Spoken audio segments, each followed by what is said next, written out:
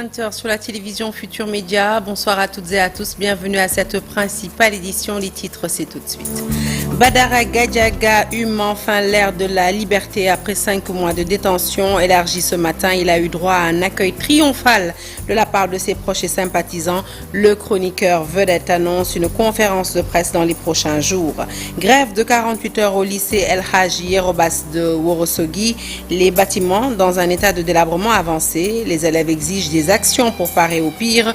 Une urgence qui ne semble pas inquiéter l'inspecteur d'académie de Matam qui annonce la tenue prochaine de travaux de confortement. Et puis les produits Softcare retirés du marché, c'est la conséquence après découverte au sein de l'usine de matières premières avariées. L'agence sénégalaise de régulation pharmaceutique à l'origine du retrait évoque des risques majeurs pour la santé de la population. Voilà pour les titres, le développement, c'est tout de suite.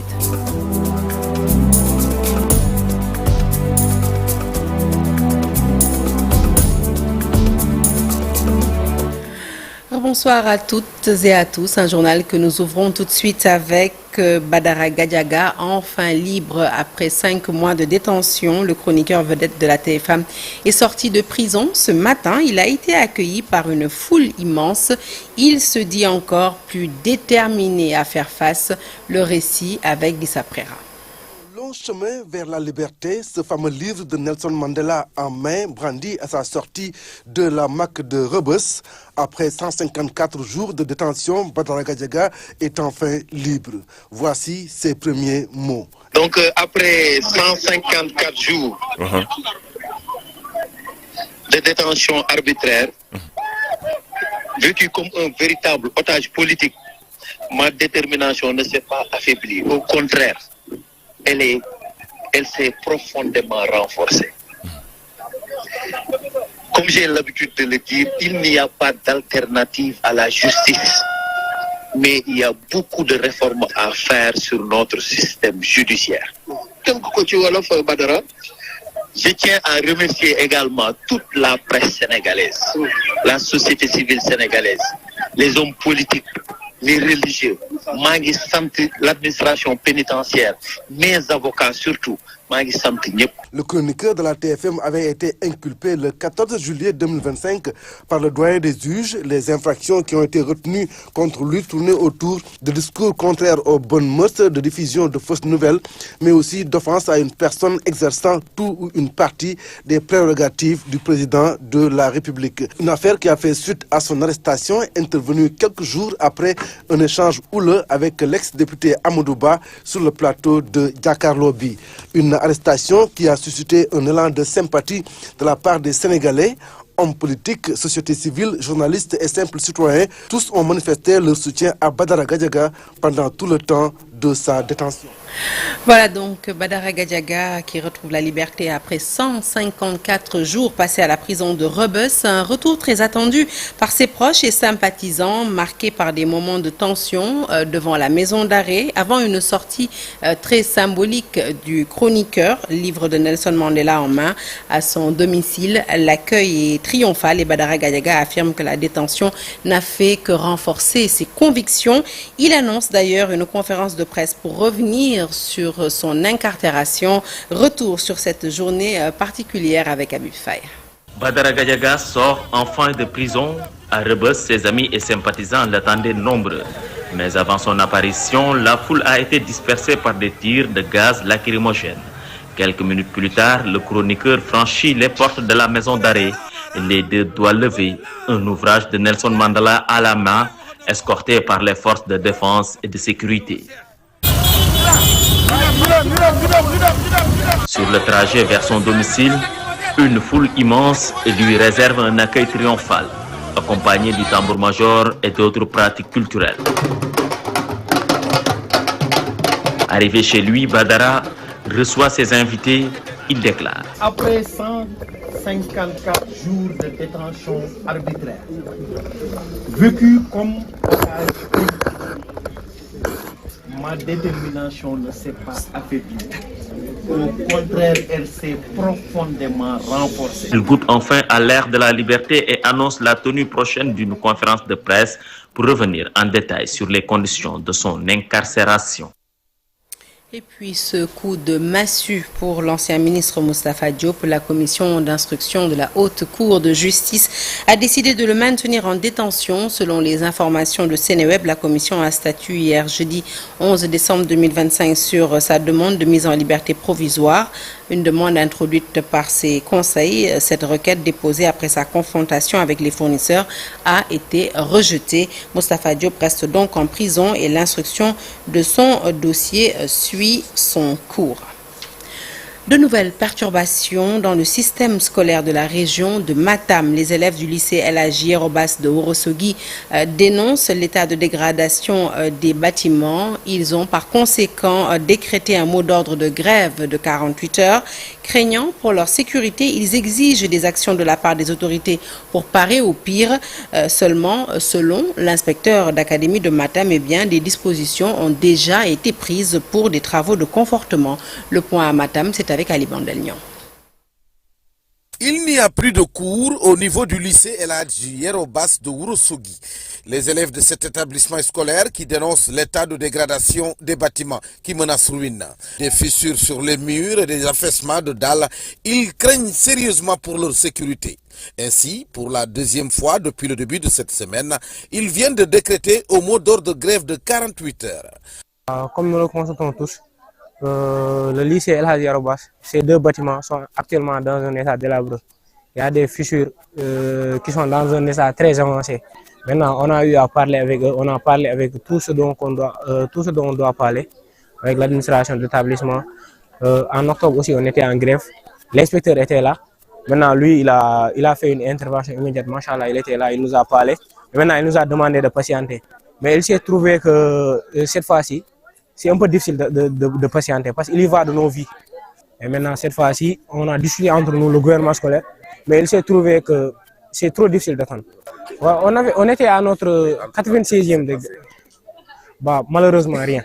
Nous, ce que nous voulons, c'est une réaction des autorités compétentes, du gouverneur, de l'inspecteur, du préfet, etc. Qu'ils viennent nous rassurer, qu'ils viennent vraiment faire des choses qui nous rassurent, des choses qui nous permettent de tourner ensemble. Parce qu'actuellement, avec cet état-là, je ne pense pas qu'on pourra retourner dans les salles. De son bureau où il nous a reçus, le proviseur du lycée nous oriente vers l'inspection d'académie de Matam.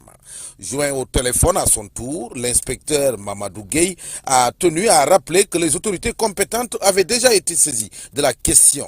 L'inspecteur d'académie de Matam, très surpris d'ailleurs de la décision des élèves, insiste sur le fait que la situation des bâtiments de ce lycée est prise très au sérieux par les techniciens du ministère de l'Éducation nationale. Toutefois, après avoir boudé les salles de classe, les 800 élèves du lycée El Hadji Yerobas de Ourossogui avaient tenté de déloger les collèges. Mais malheureusement, ils ont dû faire face à une forte présence des éléments de la gendarmerie nationale. Cette marche des populations de Thiago, c'est dans la commune de Mbane, département de Dagana. Ces populations ont soif, elles réclament de l'eau potable et 7 villages peuplés de plus de 15 000 âmes sont privés d'eau depuis plus de 9 mois. Pour mettre fin à ce supplice, ces populations du Wallo des profondeurs ont battu le macadam pour demander aux autorités de réagir vite. Madiaou Khormeng est avec Ousseynou Diop et Abib Sek, nous l'écoutons. Du village de Thiago, Temei, Ndomboulen, Ndjakfal, soit plus de 15 000 habitants, manque d'eau potable. Depuis 9 mois, malgré nombreuses démarches, aucune solution n'a été apportée alors que ces localités se trouvent à moins de 2 km du réseau Sen-Eau et à proximité d'importantes ressources d'eau. Nous sommes sur la Taouaï, le bras de fleuve qui connecte le fleuve Sénégal et le lac de Guerre. C'est incompréhensible. La population dénonce une injustice, d'autant que des villages, des villes, des régions plus éloignées sont déjà raccordées. Nous réclamons en urgence le raccordement au réseau Sen-Eau. Une solution simple qui mette fin à cette crise.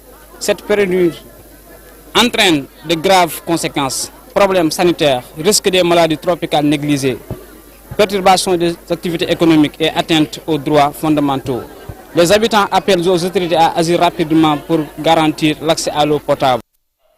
Et il s'agissait plutôt de M. Margot Sek, porte-parole donc de ces populations de Tchago. Parlons à présent de la campagne de commercialisation de l'arachide à Cœur Madiabel. Les producteurs d'arachide et les opérateurs économiques sont en rogne et pour cause, pas l'ombre d'un acheteur depuis l'ouverture de la campagne. Une situation désastreuse pour ces derniers qui accusent l'État d'être à l'origine de cette mévente, notamment à travers ces nouvelles taxes à l'exportation. Pape Ndawe, porte-parole du jour, nous l'écoutons au micro d'Ousmane Dem et Thierno Diallo. Désespoir total. Ça fait 2 ans, cette centre de décortiquage qui faisait employer presque 1000 personnes, un chiffre d'affaires de 2 millions par jour, vous l'entendez vous-même.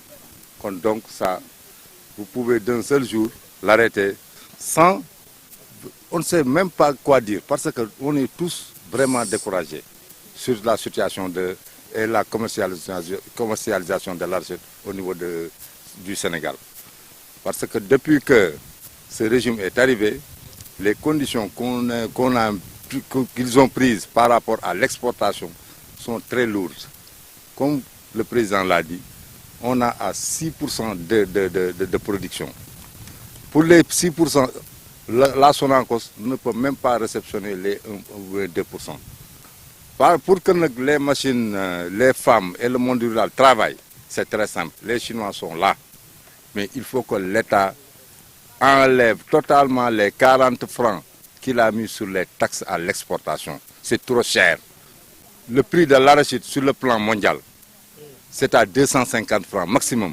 Donc, ils ne peuvent pas amener l'arachide à 305, 55 francs de plus, encore, plus la taxe 40 francs, vraiment, pour l'exportation, les Chinois ne vont pas travailler sur ça. On prie et on demande au président de la République, son Excellence, le président Bassirou Diomaye Faye et son Premier ministre, de revoir la situation de l'arachide. Allez, parlons ou reparlons de ce scandale largement relaté dans la presse du jour, le scandale sanitaire autour de Softcare. L'agence sénégalaise de la régulation pharmaceutique a découvert que les matières premières utilisées dans la fabrication des serviettes hygiéniques et des couches pour bébés étaient plutôt périmé. L'autorité a par conséquent ordonné le retrait immédiatement des produits du marché en attendant la mise en conformité totale du site. Selon l'agence de régulation pharmaceutique, eh bien, ces matières premières avariées présentent des risques majeurs pour la santé des populations. Je vous propose d'écouter à ce propos le docteur Moussa Diallo. Il est pharmacien, mais il est également inspecteur au niveau de l'ARP. C'est suite à des inspections que nous avons menées sur le site de fabrication que nous avons découvert la présence de matières premières périmées qui étaient ensemble avec d'autres matières premières qui n'étaient pas périmées. Et le tout était destiné à la fabrication des couches, des serviettes et des lingettes également pour les bébés, les enfants et les femmes. Donc c'est par rapport à ça qu'effectivement l'ARP a décidé de suspendre l'utilisation de ces produits pour protéger les populations. Une matière première périmée systématiquement ne devrait pas se trouver sur le site de production ou dans le warehouse. Ça, ce n'est pas acceptable d'un point de vue bonne pratique de fabrication. Il y a des risques sanitaires par rapport à des infections. On peut avoir des infections génitales, des infections urinaires, mais également on peut avoir des cas d'allergie, d'accord? Et même il y a des risques également parce que ça peut avoir une implication sur ce qu'on appelle les facteurs endocriniens qui effectivement sont dans une certaine mesure peuvent avoir une influence sur la reproduction, mais également sur la santé des enfants ou des adultes qui utilisent ces couches. Maillon important du dispositif sanitaire, les comités de développement sanitaire jouent un rôle crucial dans la gouvernance sanitaire avec notamment une contribution solide à l'amélioration du bien-être des populations et pourtant, la plupart de ces comités n'ont aucune reconnaissance sur le plan juridique des impairs qui impactent leur fonctionnement et cela malgré le financement de certaines mairies. Le point c'est avec Fatou Bintou Conté et Amadouba. Dispositif important dans la gouvernance sanitaire, le comité de développement sanitaire permet une participation à part entière des populations au système de santé. Les CDS, des comités de développement sanitaire, en ce qui concerne la gouvernance sanitaire, c'est parler de la participation des populations au cœur des efforts de santé et de la population. Je peux dire depuis l'identification jusqu'à la résolution des problèmes. 2018 a mis en place les comités de développement sanitaire par rapport au décret 035 de l'année 2018. Et c'est un décret qui vient aujourd'hui montrer que les collectivités territoriales doivent être au cœur de la résolution des problèmes de santé en partenariat avec les populations. Mais ces comités de santé butent sur une reconnaissance juridique pour exercer pleinement leur rôle. Mobilisation des ressources. Et aujourd'hui, ce qu'on constate comme ressources mobilisées, ce sont les fonds qui proviennent de la vente des médicaments et des tickets des prestataires. Et il serait important aussi que CDS puisse aussi mobiliser d'autres ressources à travers le renforcement du partenariat public-privé, la mobilisation des acteurs, des partenaires privés. Et cela passe par la reconnaissance juridique. Aujourd'hui, nous constatons que les CDS peinent à avoir leur reconnaissance juridique et il serait important que les autorités administratives, les autorités territoriales puissent accompagner les CDS. Même si les maires des localités apportent leur contribution au système sanitaire, la santé étant une compétence transférée. La mairie contribue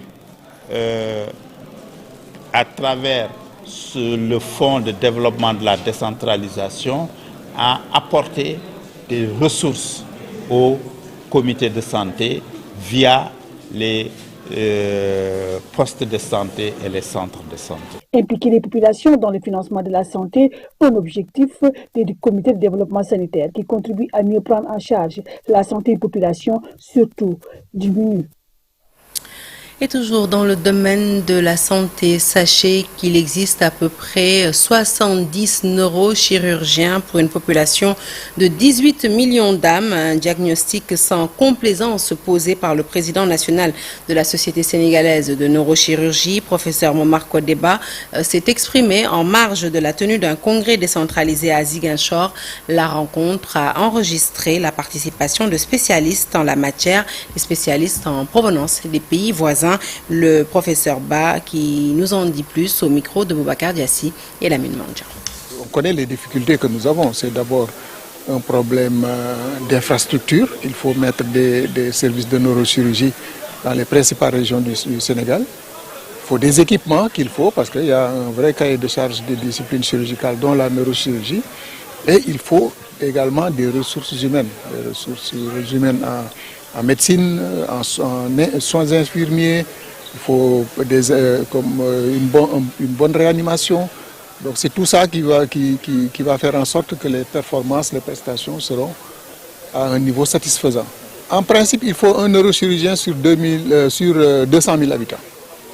Donc, si on fait le calcul rapporté au niveau de la population sénégalaise, il nous manque à peu près une soixantaine de neurochirurgiens, entre 60 et 70 neurochirurgiens. Mais pendant que nous formons, d'autres partent à la retraite, etc. Donc c'est juste c'est un système qui circule. Aujourd'hui, ce qu'il faut faire, c'est inciter les jeunes étudiants en médecine, les jeunes médecins à s'inscrire dans les filières de spécialisation de neurochirurgie parce que c'est une discipline qui est en plein essor et qui mérite. Prévu le 3 janvier prochain, le Magal de Daroussam se prépare activement. Le comité d'organisation a fini de lister les attentes de la cité religieuse pour un bon déroulement de l'événement, la voirie, la sécurité, la santé, entre autres points sur lesquels des assurances ont été données par les différents services techniques de l'État. C'était au cours d'un CDD. Nous écoutons tout de suite Moustapha Kane. Il est chargé de la communication de la Ziara annuelle de Daroussam et ses propos sont recueillis par Ibrahim Kane. Avec l'autorité, tous les points en tout cas qui avaient été pointés pour la réussite. On peut citer la voie d'accès qui mène à Daroussam, qui est chaotique, qui est dans un mauvais état. Nous avons parlé de la sécurité, nous avons parlé de l'approvisionnement en eau, nous avons parlé de la santé et de l'hygiène, de la téléphonie, en tout cas tous les aspects qui permettront à terme d'organiser vraiment une ziara exceptionnelle dans les conditions les meilleures. Je pense qu'il est bon de rappeler l'origine même de cette ziara.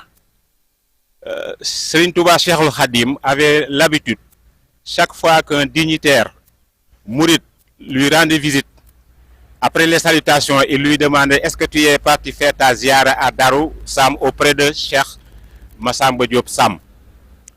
Parce que si vous le faites, si vous ne me trouvez pas, si vous ne me trouvez pas sur place, moi je vous trouverai là-bas. Cela montre que c'est une déclaration solennelle, vraiment qui a une baraka exceptionnelle. Dédié aux femmes migrantes de retour a été officiellement lancé, marquant une étape clé pour leur autonomisation et leur insertion socio-économique sous le thème inspirant Femmes migrantes de retour, actrices de transformation et de développement durable. Cette plateforme est conçue pour la valorisation des compétences de ces femmes. La rencontre inaugurale a souligné leur rôle essentiel et central dans l'édification d'un développement inclusif, durable et fortement axé sur l'innovation sociale. Nous écoutons tout de suite Ndaya Ramnian, présidente de la plateforme des femmes migrantes de retour. Elle s'exprime au micro d'Al-Hassan Baïmoudou Diop. Comme vous le savez, les migrantes de retour sont de véritables actrices de développement et elles sont capables de cerner tous les défis du développement. Elles réclament leur réinsertion sociale, économique et au niveau des familles. Je pense qu'avec le phénomène migratoire, donc on doit beaucoup sensibiliser les familles d'origine, l'État et tout le monde. Parce que comme vous l'avez vu aujourd'hui, donc il y a tous les secteurs de la société qui sont venus répondre à notre appel. Et nous comptons quand même faire de cette plateforme un outil d'écoute, de partage, de réflexion sur la problématique migratoire des femmes de retour au Sénégal. On a constaté quand même qu'avec les conflits sociopolitiques qui déchirent le continent africain et avec la crise mondiale, beaucoup de femmes sont confrontées à d'énormes difficultés à l'étranger. Et elles manifestent tout le désir de retourner au Sénégal parce qu'on se sent mieux chez soi. L'Europe, c'est plus l'Eldorado parce qu'en fait, la crise aussi a atteint tout le monde. C'est pourquoi, avec les programmes, les projets mis en place avec le gouvernement du Sénégal, nous leur lançons un appel fervent pour retourner au pays et avec l'appui du gouvernement, des organisations de la société civile, on peut faire beaucoup de choses. Et pour terminer, le basketball, Coupe d'Afrique des clubs champions chez les dames, l'ASC Ville de Dakar qualifiée pour les demi-finales. En quart de finale, elle est facilement venue à bout de REC du Rwanda sur le score de 68-48. Voilà qui met fin à ce journal que je suis ravie vous avoir présenté. L'actualité se poursuit sur toutes nos plateformes digitales et tout de suite, restez avec nous. Nous parlons sport et notamment de la CAN avec une aventure exaltante que nous allons vous conter. Ce sera tout de suite dans la deuxième partie de Soir d'Info.